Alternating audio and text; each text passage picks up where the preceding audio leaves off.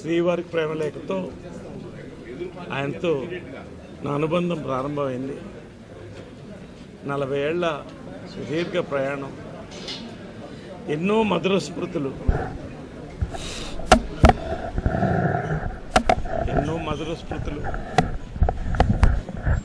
నాకు మానసికంగా 4 స్తంభాలను భావించేవాడిని.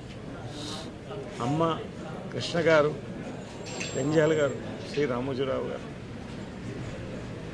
నాకు ఎనర్జీ కావాలన్నప్పుడు ఆయన దగ్గరికి వెళ్ళి ఆ చేతులు కలిపి ఆయనతో 10 నిమిషాలు కూర్చుంటే నా జన్మ తరించిపోయినట్టు అనిపించేది. ఈరోజు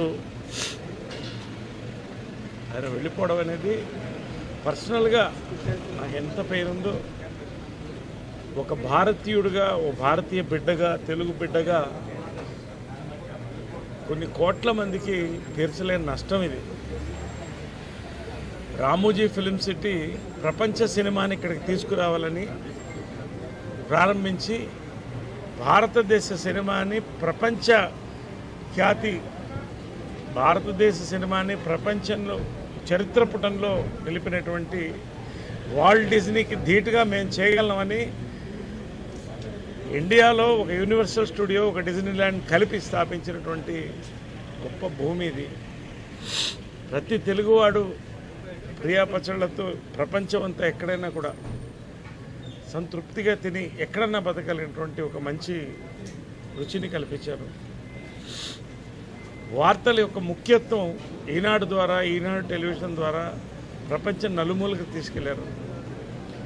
ఇది చాలా తీర్చలేనటువంటి పూర్చలేని నష్టం.